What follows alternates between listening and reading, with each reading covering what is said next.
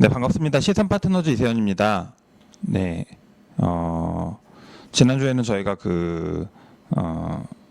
이 벤처기업에 투자해서 소득공제를 활용해 보고자 하는 벤처기업 투자 희망자들과 이제 벤처기업의 이해관계자들을 대상으로 지지난주, 지난주 이렇게 계속 온오프라인 세미나가 좀 많았습니다. 그래서 저희가 매주 목요일 날 올리는 유튜브 라이브 고 하는 시간에도 이제 벤처기업과 투자 희망자들의 온라인 이런 세미나를 진행하느라고 라이브를 공개적으로는 좀 올리지 못해서 죄송합니다. 근데 이제 그 과정에서 나왔던 몇 가지 현실적인 키워드들을 오늘은 좀 같이 공유하는 시간을 가지려고 하고요. 성실신고 대상자들이 아마 6월달 소득세 신고가 이번 주 6월 말일까지 해서 아마 마무리가 될 텐데 아무래도 성실신고 대상자들은 5월 종합소득세를 신고하시는 분들에 비해서 매출이 크고 이제 매출이 크다 보니까 과세표준도 크고 과세표준이 크다 보니까 그냥 비례적으로 세금도 많이 나오는 경우들이 좀 있는데요. 그 과정에서 이제 세금 부담을 덜고 싶어서 이런저런 고민과 문의들이 사실은 좀 많았습니다. 그래서 고소득 자영업자분들, 뭐 고소득자들, 높은 급여를 받는 분들이 이제 세금을 좀 줄이고 싶어서 문의도 많이 하시고 고민도 많이 하셨는데 현실적으로 가장 많이 피부에 좀 와닿고 미리 알았으면 좀 해볼만 했을 텐데라고 이제 답을 주셨던 게 벤처 투자를 활용한 소득 공제였습니다. 그래서 올해 22년 거 지금 올해 5월 6월에 신고하신 거잖아요. 지금 또 23년도에 경제활동들을 하고 계신 만큼 23년 경제활동에 대해서는 또 내년에 근로자들은 1, 2월 달에 소득공제, 뭐 사업자들은 5월 달, 6월 달에 또 종합소득세 신고를 하셔야 되기 때문에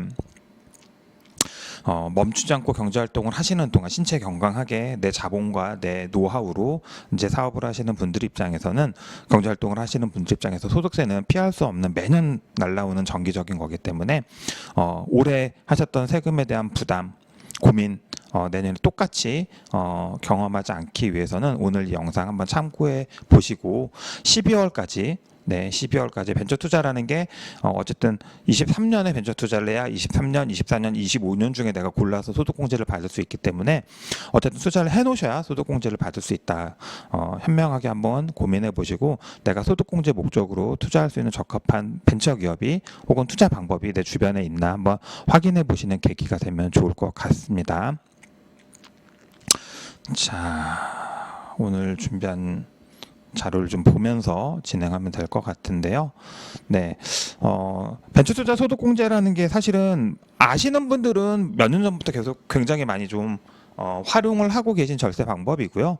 잘 모르시는 분들은 최근에 얘기를 좀 많이 들었다 이렇게 얘기들을 하시더라고요. 근데 벤처투자 소득공제가 굉장히 좀 활성화됐던 계기는 2018년도입니다. 2018년도에 소득공제 비율이 굉장히 그러니까 소득공제 구간도 상향되고 소득공제 받을 수 있는 투자금 대비 비율도 굉장히 상향되면서 실질적인 효과가 굉장히 크구나 이렇게 좀 고소득자들에게는 소득공제 목적 절세 목적으로 벤처 투자가 괜찮구나 이런 인지가 2018년 이후에 굉장히 좀 급속도로 퍼져나가고 있었습니다. 다만 이제 이런 게 제도와 어떤 기관의 홍보를 타고 막 퍼져나갔으면 더 많은 우리 투자자들 경제활동 하시는 분들이 아마 좀 더 많이 아시고 활용했을 텐데 안타깝게도 이런 제도들이 좀 홍보를 할 목적으로 뭐 VC 협회라든가 다양한 기관에서 준비하는 시즌에 2020년에 이제 코로나가 터져서 굉장히 다양한 행사들이 취소되고 온라인화 되면서 아마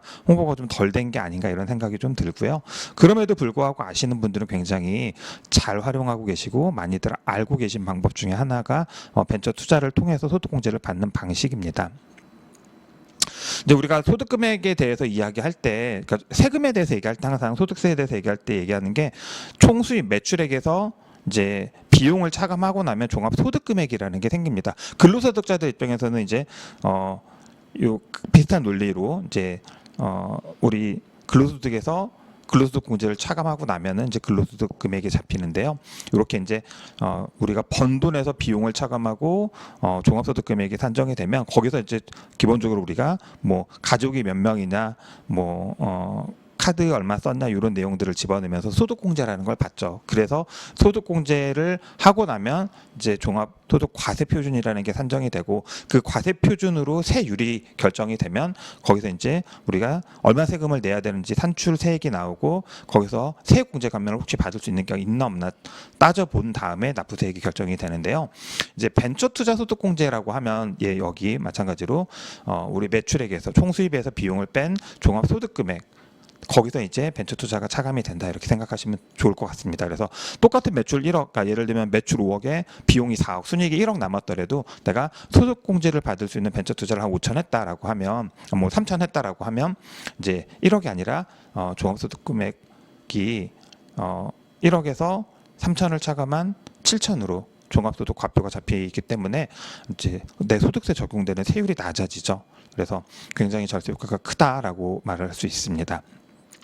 일부에서는 이제 벤처 투자를 하게 되면은 건강보험료도 줄일 수 있다 이렇게 얘기하시는 분들이 있는데 건강보험료 여기 종합소득금액으로 산정되는 거기 때문에 네 벤처 투자한다고 건강보험료가 줄지는 아마 않을 것 같아요. 그래서 이렇게 내 소득세를 절감하는데 아주 유용하게 쓸 수 있는 게 벤처 투자 소득공제고 소득공제인 만큼 종합소득금액에서 차감하는 방식이다라고 기억해 주시면 좋을 것 같습니다. 그래서 벤처투자 소득공제 관련된 법률들을 보면요, 이건 뭐 옛날에 나온 건데요. 이제 2018년도에 이렇게 이제 소득공제를 받을 수 있는 한도가 상향됐습니다라는 홍보물이었습니다. 그래서 과거에는 1,500만 원까지 100%, 1,500에서 5,000까지 50%, 5,000 초과 30%였는데 지금은 18년부터는 3,000만 원 초과 금액에 대해서는 100%, 그러니까 3,000만 원까지는 100%, 3,000에서 5,000 사이는 70%, 5천만 원 초과 내 종합소득의 50%까지는 30% 소득공제가 적용되기 때문에 굉장히 예를 들면 내가 종합소득이 1억이신 분이 벤처 투자를 3천만 원 했다 그러면 이제 7천만 원이 내 과세 표준이 되는 거고요. 내가 5천만 원을 투자했다라고 하면 3천에서 5천 사이는 70%니까요. 27에 14니까 4,400만 원. 3천만 원까지 100%니까 3천, 3천에서 5천 사이 2천에 대해서 70%니까 1,400이겠죠. 합치면 4,400. 내가 1억이는 종합소득을 갖고 있는 분이 5천만 원을 벤처 투자했다라고 하면 4,400이 소득공제돼서 내 소득이 5,600만 잡히는 겁니다. 과세 표준이 5,600만 잡히기 때문에 세금을 굉장히 많이 절감할 수 있겠죠. 그래서 이렇게 벤처 투자를 활용해서 소득공제를 받으라는 홍보가 2018년 이후에 19년부터 굉장히 좀 활성화되고 있었습니다. 벤처투자 소득공제라는 제도는 기본적으로 법령, 우리가 활용하는 법령에서는 벤처기업 육성을 위한 특별조치법, 그다음에 조세특례 내 제한법 이 두 가지에서 많이 이렇게 근거를 찾고 있는데요. 이제 벤처기업 육성을 위한 특별조치법 제2조에서 이제 투자라 함은 주식회사가 발행한이라고 돼 있기 때문에 예를 들면 벤처기업에 투자하면 소득공제 받는데요. 그런데 내가 투자하려는 기업이 봤더니 벤처기업이긴 한데 개인 사업자래요. 그러면 안 되시는 거예요. 개인 사업자는 주식이나 채권을 발행할 수 없기 때문에 증권을 발행할 수 없기 때문에 그래서 이제 여기 명시된 것처럼 벤처기업 육성을 위한 특별조치법 제2조 정의의 2항에 투자란 주식회사가 발행한 주식 무담보 담보를 제공하시거나 보증을 세우시면 안 됩니다. 무담보 전환사채 또는 무담보 신주인수권부 사채, 유한회사의 경우에는 지분 이렇게 돼 있기 때문에 이제 우리가 주식회사 벤처기업인 주식회사가 발행하는 주식이나 전환사채, 신주인수권부 사채를 인수하면서 내가 투자를 했다라고 인정을 받으시는 거고요. 그 투자를 확인해 줄 수 있는 투자 확인서 발급을 통해서 조특법에서 정한 비율로 소득공제를 받는다라고 생각하시면 될 것 같습니다. 보통은 이제 이런 소득공제들이 한도가 있어요. 그래서 무작정 많이 받을 수는 없는데 우리 벤처기업에 투자해서 소득공제를 받는다라고 했을 때는 그 한도에 적용을 받지 않습니다. 우리 벤처기업에 직접 투자하고 소득공제 받는 건 여기 조세특례 제한법 여기 명시된 소득세, 소득공제 등의 종합 한도라고 해서 이 한도에 적용을 받지 않기 때문에 훨씬 더 실효성 있는 절세 전략을 세울 수 있다라고 말씀을 좀 드립니다. 그래서 결론적으로는 굉장히 좋아진 제도, 굉장히 임팩트 있게 활용할 수 있는 제도인데도 불구하고 관련해서 정보가 너무 부족하거나 경험이 너무 부족하거나 안내해주는 기관이나 사람들이 부족해서 실효성이나 활용도는 좀 많이 떨어지는 것 같아서 아쉬워서 저희가 6월 달에는 굉장히 5월 6월 달에는 이 벤처투자 소득공제에 대한 이야기들을 좀 많이 해드렸고요. 특히나 내가 지금 법인 사업자를 운영하는데 내 회사가 벤처기업이다라고 사실은 벤처투자 소득공제를 활용 안 할 이유가 없거든요. 근데 이런 내용들을 잘 모르시니까 활용들을 잘 못하고 계신 것 같아서 오늘은 이 내용을 좀 정리하는 현실적인 이야기들을 하려고 합니다. 기본적으로 여기 보여드린 것처럼 소득공제 되게 좋아요. 3천만 원까지 100% 되기 때문에 내가 종합소득이 넉넉하다라고 하면 3천만 원 투자하시고 과표를 3천만 원 줄여버리시면 최고 소득세율 적용, 내가 예를 들면 15% 소득세율을 적용받는데 3천만 원이 까져 나가서 6% 세율 구간만 남았다라고 하면 난 정말 세금을 덜 내게 되겠죠. 그래서 내가 최고 소득, 내 소득세율 최고 구간에 있는 과표 3천만 원이 날아가는 거기 때문에 소득공제를 통해서 정말 절세 효과는 굉장히 막강하다라고 생각하시면 좋습니다. 다만 소득공제를 받기 위해서는 몇 가지에 대한 이해, 기본적인 이해가 좀 필요한데요. 첫 번째는 뭐냐면 내가 우리 지금 개정된 2018년 이후에 개정된 법에 의하면 내가 2023년에 투자를 했다라고 하면 2023년에만 소득공제를 받을 수 있는 게 아니라 2023년 24년, 25년, 그러니까 투자한 해, 그 다음에 이렇게 3해 중에 3개의 과세년도 중에 내가 선택해서 한 번 소득공제를 받을 수가 있습니다. 이 소득공제 과세, 소득공제를 적용하는 시기를 변경하겠습니다라고 하는 소득공제 시점 변경 신청서라는 걸 작성해서 소득공제를 내가 원하는 시기에 시기 변경 신청서를 통해서 소득공제를 활용할 수가 있는데 이게 이제 잘못 전달된 내용들이 뭐냐 하면 어쨌든 내가 소득공제 시기 변경 신청서를 활용하시려고 하면 내가 소득공제 시기 변경 신청서를 제출하려고 해서 투자한 해가 아닌 다른 해에 소득공제를 받으려고 하면 기본적으로 내가 투자한 해에 투자 확인서라는 걸 발급을 받아 놓으셔야 합니다. 그러니까 정확하게 얘기하면 내가 2023년에 벤처 투자를 했다. 그리고 나는 5월 달에 종합소득세 신고를 하겠다라고 하시면 2023년 내가 투자한 날로부터 12월 31일까지 그리고 더하기 내가 종합소득세 신고를 하는 5월 31일 이전까지는 투자 확인서를 미리 발급받아 놓으셔야 그 해에 적용하셔도 되고 아니시면은 그 다음에나 다다음 해에 소득공제 시기 변경을 신청하실 수가 있는데 많은 분들이 이 내용을 정확히 알지 못하다 보니까 벤처 투자는 하셨는데 투자 확인서 발급을 안 해놓으셔서 나중에 가서 소득공제를 제대로 활용하지 못하는 경우의 사례들이 생각보다 많이 나오고 있습니다. 네, 그래서 이거 한번 주의해 주시면 좋을 것 같고요. 두 번째는 이제 실제로 많이 물어보시는 내용들이에요. 정말로 벤처기업의 특수관계자도 되냐? 이거는 제가 여러 번 말씀드리지만 저도 제가 운영하는 법인이 벤처기업인데요. 제가 제 회사에 투자하고도 소득공제를 받고 있습니다. 그래서 이거는 논쟁거리로 삼으실 필요는 없고요. 법령에 분명히 내국인이라고 되어 있고요. 특수관계자 배제 규정이 적혀 있지 않기 때문에 우리 회사의 임직원, 특수관계자, 네, 그리고 종업원 전부 다 가능하다라고 말씀을 드립니다. 그리고 내가 벤처기업에 소득공제를 받으려고 투자를 했는데 만약에 그 기업이 벤처기업의 자격이 상실되면 어떡하냐. 이것도 마찬가지로 내가 투자하는 시점에만 벤처기업이었다라고 하면 나중에 이 기업이 벤처기업의 자격을 상실하더라도 상관없이 소득공제를 받을 수 있기 때문에 사실은 내가 투자하는 시점에만 이 기업이 벤처기업인지 명확히 확인하셨다라고 하면 크게 고민하지 않으셔도 될 것 같습니다. 제가 최근에 이제 어떤 유튜버들이 올려놓은 벤처 투자 관련된 영상들을 보다 보니까 세무 전문가분도 계시더라고요. 세무사님들도 계신데 사실은 정확하게 이런 경험들이 없거나 아니면 문구를 정확하게 다 읽어보지 못하셔서 가끔 이렇게 아니면 이제 말하다 실수를 할 수도 있죠. 단어 선정을 잘못해서 이 기업이 망하면 어떡하냐, 망하면 소득공제 받은 거 토해야 된다 이렇게 얘기하시는 분들도 계시던데 사실은 망하면 투자금은 날릴 수 있는데요. 소득공제 효과는 그대로 가져갈 수 있습니다. 말씀드린 것처럼 이 기업이 살아있냐 죽었냐 벤처기업이었냐는 그러니까 내가 투자하는 시점에 이 기업이 벤처기업이기만 하면 사실은 상관없는 거고요.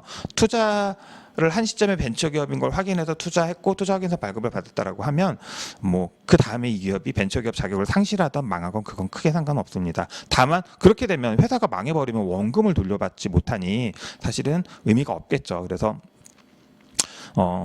투자의 안정성을 위해서라도 이제 망하지 않을 회사 원금 상환에 문제가 없을 만한 회사를 선택해서 투자하시는 게 합리적입니다. 그거는 고민해 보실 필요가 있는데 이 기업이 벤처 기업의 자격을 상실한다라고 해서 나중에 투자한 해에 그러니까 벤처 투자한 해에 벤처 기업임이 확인됐으면 나중에 뭐 1, 2년 있다가 벤처기업의 자격을 상실하더라도 소득공제 받는 데는 크게 상관이 없다라는 말씀을 좀 드립니다. 또 하나 저희가 여러 번 말씀드렸는데 많은 그 원장님들이 실수하시는 게 최근에도 이제 원장님 한 분이 2억 정도를 벤처기업에 투자하셨대요. 근데 내용을 확인해 봤더니 이분은 내 종합소득 금액이 2억이 안 되시는 거예요. 그러니까 4억이 안 되시는 거예요. 그러니까 2억을 다 투자해도 2억을 전부 다 소득공제로 활용할 수 없는 분인데 2억을 벤처기업 거래처에다 투자해 놓고 보니 야 내가 우리 세무사 그러는데 2억이 다 소득공제가 안 된다 하니 혹은 이거를 좀 내가 투자는 2억을 했으니 이거를 뭐 예를 들면 1억은 올해 1억은 내후년 이렇게 나눠서 소득공제로 적용받을 수 있냐. 올해 내가 2억 투자해 놓고 이거를 쪼개서 소득공제 받을 수 있냐 이렇게 물어보시는 분들이 있는데 안 됩니다. 지금 보여드린 것처럼 내가 2억의 신주를 발행했거나 전환사채를 발행해서 한 번에 투자했다라고 하면 그거는 쪼개서 소득공제를 받을 수는 없고요.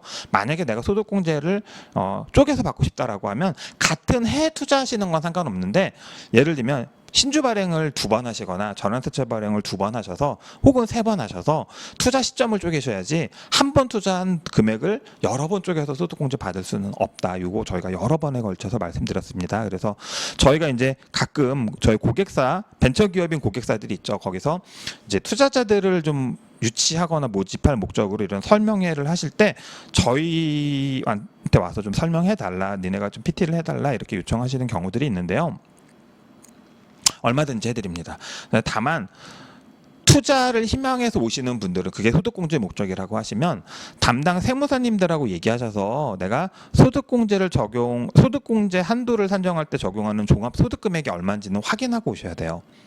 종합소득금액이 50% 한도라고 되어 있기 때문에 내 종합소득금액을 정확히 모르는 상태에서 내가 통장에 잔고가 있다고 해서 너무 과한 금액을 벤처 투자하시면 소득공제의 효과를 원하는 만큼 못 받을 수도 있다는 거 꼭 명심하셔서 우리 투자를 유치하려는 벤처기업이 해준다라고만 하면 회차를 여러 번에 나눠서라도 뒤에서 설명드리겠지만 우리가 투자 시점에 투자 일자를 정하는 건 입금 일자가 아니라 등기 일자이기 때문에 이렇게 전환사채 발행이나 신주 증자 등기를 여러 번에 쪼개서 해서 소득공제를 나눠서 받을 수 있는 계기를 만들어 놓으시면 아주 그냥 좀 효과적인 정말 벤처 투자를 통한 소득공제를 좀 극대화해서 효과를 누릴 수 있지만 내가 그냥 1, 2억 한 번에 넣으시고 한 번에 등기 처리했다라고 하시면 날짜롭습니다. 그냥 내가 투자한 해 다음에 다다음 해 중에 한 번 선택해서 소득공제 받는 것으로 끝난다. 이렇게 기억을 꼭 해주셨으면 좋겠습니다. 그래서 저희가 실제로 벤처 투자 소득공제 이렇게 최근에도 진행했던 사례들 보면 이제 뭐 어떤 벤처기업의 근로자분이 실제로 여기 보시면 뭐라고 되어 있냐면 종합소득금액이 5천만 원 정도 됩니다. 근데 벤처 투자는 1,500만 원 하셨고요.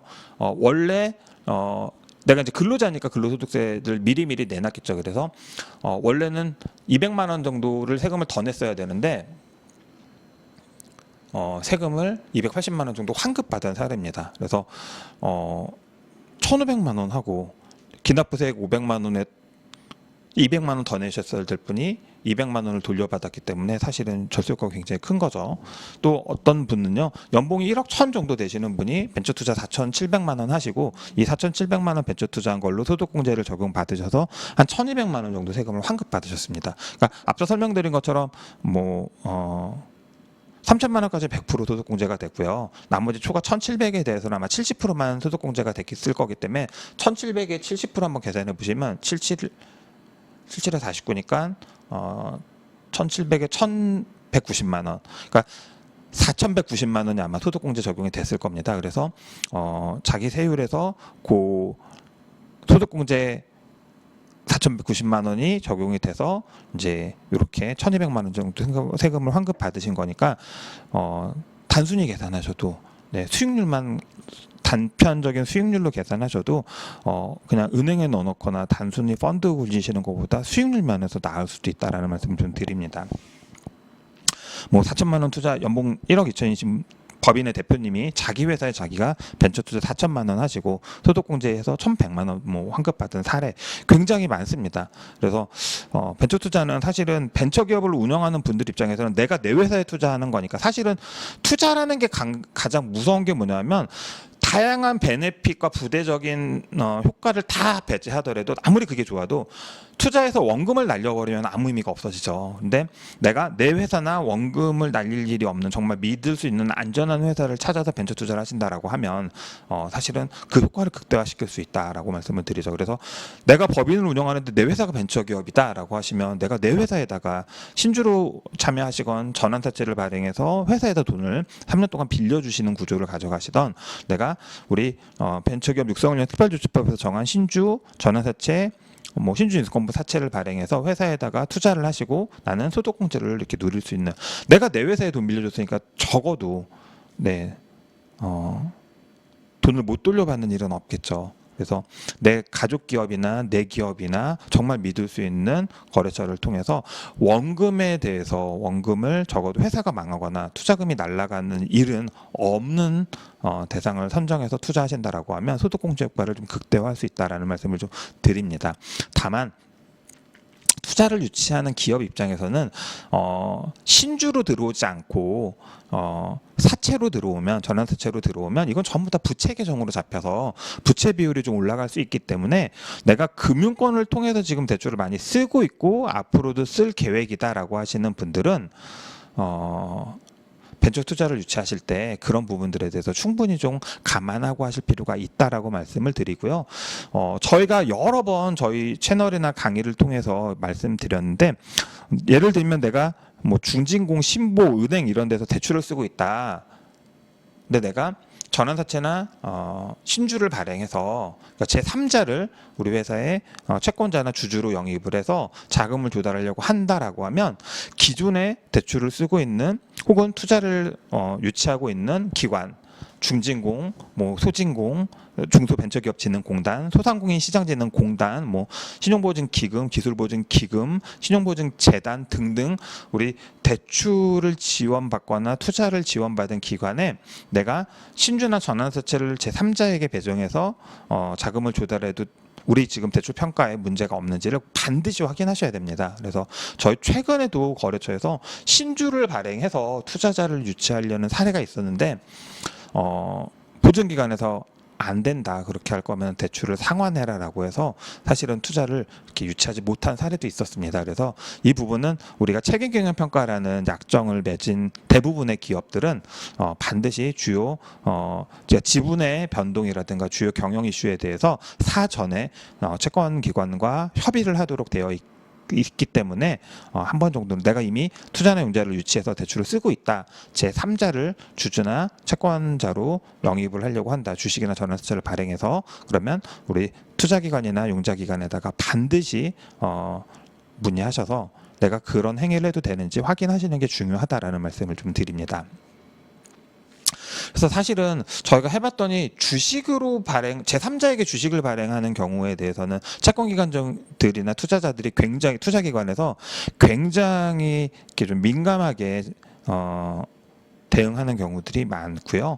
전환사채 발행에 대해서는 크게 문제 삼는 경우들이 별로 없어서 물론 이제 산업은행이나 이런 몇 가지 국책은행에서는 기업의 부채 비율이라든가 신용 등급이 하락하지 않게 한다라는 약정 조항들이 있어서 그런 것들에게 문제가 될 소지는 있겠지만 그런 경우를 뺀 나머지 대부분 중진공, 소진공, 신보, 기보 이런 데서는 전환사채를 문제 삼는 경우는 크게 없었습니다. 그래서 시선파트너즈는 벤처투자 소득공제를 활용하려는 기업이나 투자자들에게 전환사채를 활용하라라는 말씀을 여러 번 드리고 있습니다. 그래서 전환사채로 하는 경우가 사실은 추후에 투자하는 시점이나 나중에 원금을 회수하는 시점에서도 과세 논증에서 좀 자유로울 수 있다라는 말씀을 좀 드리고요.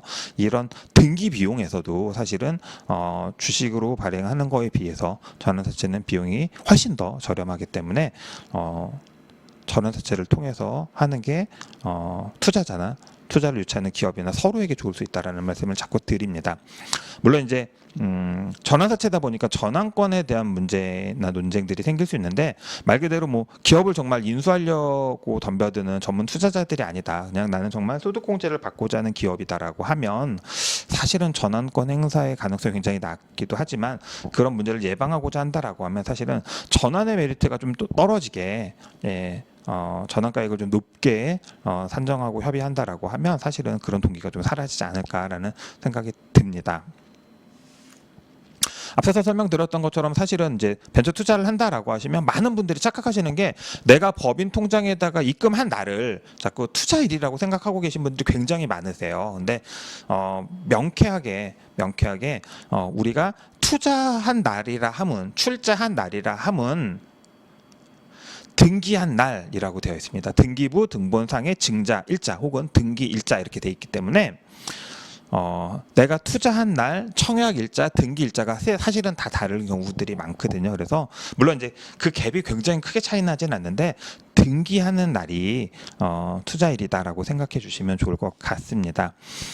보통은 우리가 순서상 개인 투자자들이 벤처 투자를 하고 투자를 받은 기업이 등기를 한 다음에 이제 기업 관할 중기청에다가 투자확인서 발급을 일괄 신청합니다. 물론 이제 개인 투자자들이 알아서 하셔도 되는데 굉장히 빈번하고 서류 작성이 어려울 수 있기 때문에 그냥 벤처기업이 통상적으로는 투자확인서 발급을 투자자들 대상으로 일괄 신청하는 경우들이 많고요. 그게 조금 더 간결하게 처리가 됩니다. 그래서 그렇게 투자확인서가 발급이 되면 그걸 받아서 다시 기업이 받아서 투자자들에게 전달해 주시면, 투자자들은 그걸 가지고 소득공제를 세무서나 담당 세무사를 통해서 혹은 직장을 통해서 소득공제 신청을 하시면 된다라고 말씀을 드리고요.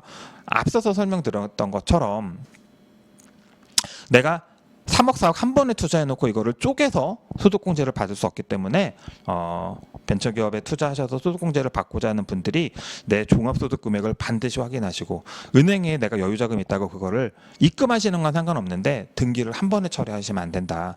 내가 소득공제 받을 수 있는 종합소득금액과 한도, 효율성, 왜냐면 비율이 다 다르기 때문에요. 충분히 고민해 보시고 소득공제를 잘 분산 설계하시는 게 합리적이다라는 말씀을 좀 드립니다.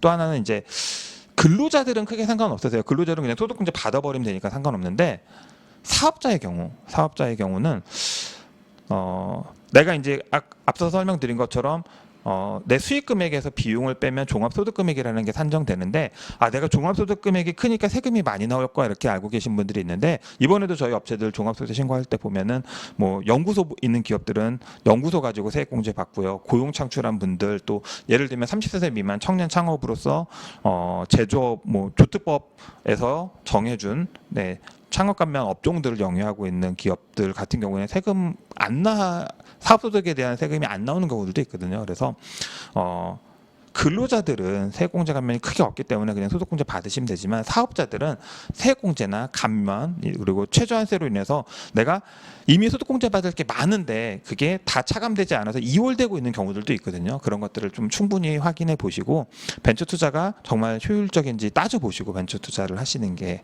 소득공제 목적이라고 하시면 한번 고민해 보실 필요가 있다라고 말씀을 드립니다. 벤처기업 투자의 핵심 키워드는 사실은 투자확인서 발급입니다.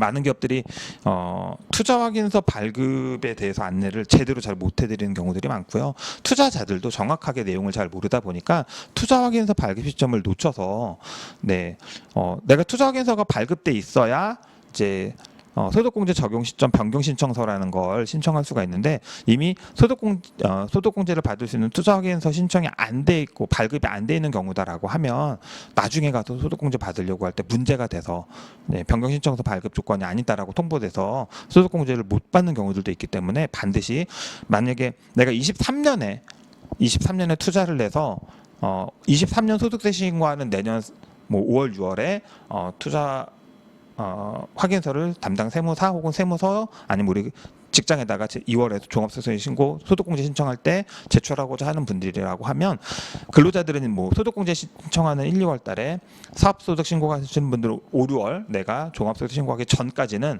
투자확인서를 일단은 발급을 해서 들고 계셔야 합니다.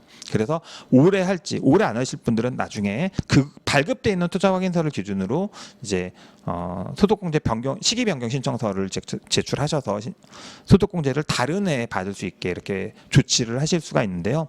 내가 23년에 투자해놓고 어차피 23년 소득 신고할 때는 소득공제 안 받을 거야. 24년이나 25년에 내가 그때 가서 투자확인서 발급하시려고 하면은 절차상 문제가 돼서 소득공제 변경 시기 변경 신청 안 받아들여줄 수도 있습니다. 이거 반드시 꼭 확인해 보실 필요가 있고요. 실제 많은 기업들이 이래서 투자하셨다가 소득공제 못 받은 사례들이 있습니다. 꼭 확인하실 필요가 있고요. 그다음에 이제 투자자들 입장이 아니라 투자를 유치하려는 벤처기업 입장에서는 이 소득공제를 활용해서 자금을 조달하거나 영업적인 유인들을 만들기도 하는데요. 다만 이거는 우리 크라우드 펀딩, 공모형 크라우드 펀드가 아니기 때문에 3호로 투자 설명을 하시고 모집을 하셔야 합니다. 그래서 49인 이하 투자자를 대상으로 모집하고 설명회를 하셔야 한다. 이걸 뭐 공개적으로 예를 들면 뭐 와디즈가 뭐 투자에 관련된 뭐 리워드형이 됐건 증권형이 됐건 와디즈가 광고하듯이 크라우드 펀드고 공모형이기 때문에 할 수 있지만 우리 대부분의 벤처 기업들은 그렇게 법적으로 공모할 수 있는 신고나 자격을 갖고 있지 않기 때문에 3호로 진행하셔야 되고 3호로 투자를 모집하시려는 분들은 49인 이하 투자자를 대상으로 공개적으로 온라인상의 SNS상에 막 이렇게 광고하시면 안 된다라는 말씀을 꼭 드립니다. 저희도 이제 뭐 제조도 소매업을 하지만 이렇게 산업의 중간재를 만드는 경우들처럼 예를 들면 저희 고객사로 있는 직군 중에 치과랑 치과 기공소들이 있는데요. 치과 기공소의 거래처의 99%는 개인 사업자인 병의원들입니다. 그래서 이렇게 이제 불특정 다수 소비자들을 직접 상대하는 경우들이 아니다라. 난 거래처를 상대로 물건을 납품하고 서비스를 제공하고 대금을 받는다 이렇게 하시는 분들은 사실은 서로 충분히 믿을 수 있기 때문에 예를 들면 너 우리한테 투자해줘. 그럼 내가 이렇게 물건 열심히 만들어서 공급해줄게. 대신에 우리 투자하는 돈 중에서 우리가 소득공제를 제공함으로써 너한테 절세 혜택을 줄 수 있으니 우리한테 투자해줘. 그럼 내가 이렇게 일 열심히 해줄게. 다만 투자금 날릴 걱정 없지 않냐. 내가 최소한 일해서 그거를 그 금액 이상을 상계할 수 있는 거래 대금을 상계할 수 있을 정도의 서비스 물품을 계속 공급할 테니 그렇게 좀 영업적인 유인으로 활용하시는 분들도 사실은 굉장히 많습니다. 그래서 불특정 다수 소비자들을 대상으로는 할 수 없는 일이지만 내가 개인 사업자들을 대상으로 거래처를 대상으로 이렇게 정형화된 서비스나 물품 용역을 제공하시는 분들이라고 하면 그 거래 상대방들이 개인 사업자 혹은 개인들이라고 하면 벤처 투자를 통해서 서로 거래 유인을 좀 만드시면 서로 윈윈이 좀 되지 않을까 생각합니다. 다만 공모가 아니기 때문에 49인 이하, 그러니까 공공연하게 SNS상으로 설명회 펼치시고 모집하시고 하면 안 된다라는 거예요. 그렇게 하시면 서로 윈윈이 좀 되지 않을까라는 생각이 듭니다. 그러니까 실제로 저희가 벤처투자 소득공제 관련해서 활용하려는 기업이나 투자하려는 분들 대상으로 여러 번 설명하면서 나왔던 질문들 또 하셨던 분들이 나는 소득공제 받으려고 벤처투자를 했는데 이런저런 이유로 소득공제 효과를 제대로 못 누렸다라고 하시는 분들이 계셔서 오늘은 그렇게 좀 벤처투자 소득공제에 관련돼서 현실적으로 나오는 질의응답들 안건들을 정리하는 시간을 한번 가져봤고요. 시선파트너즈는 우리 중소기업들의 성장, 발전을 위한 다양한 재무 전략에 함께 고민하고 재무 전략에 도움이 되는 자금 조달과 금융거래, 외부 평가에서 활용할 수 있는 다양한 인증 서비스들도 제공하고 있고요. 정말 오랜 시간 중소기업들의 자금 문제, 재무적인 이슈들을 해결하기 위해서 고민했던 경험과 경력을 갖고 있기 때문에 관심 있는 우리 중소기업들 많이 문의해 주시면 좋을 것 같습니다. 그래서 저희가 준비한 영상은 오늘 여기까지고요. 벤처 투자 소득공제 종합소득신고 5월에 끝났는데 6월에 끝났는데 뭐 당연히 끝났죠. 당연히 끝나야 되는 거고요. 근데 2023년도 경제활동 우리 열심히 하고 있고 연말까지 할 겁니다. 올해 23년에 경제활동 한 것들에 대해서 내년에 또 2월달에 5월달에 6월달에 또 우리 소득세 신고 하실 텐데 그때 우리가 지금 현명하게 대비하고 준비하신다라고 하면 내년에는 세금 폭탄이 아니라 세금을 돌려받는 절세 폭탄으로 대응할 수도 있습니다. 아주 현명하고 아주 즐거운 절세 폭탄을 한번 맞도록 올해 연말까지 벤처 투자 소득공제 잘 공부하시고 반드시 한번 해보셨으면 좋겠습니다. 관련해서 문의가 의문, 궁금증이 있거나 문의가 있는 분들은 저희한테 연락 주시면 성심성의껏 상담 드리도록 하겠습니다. 오늘 영상은 여기서 마치도록 하고요. 네, 내일 저녁 때 목요일 날 유튜브 라이브로 정상적으로 뵙도록 하겠습니다. 네, 감사합니다.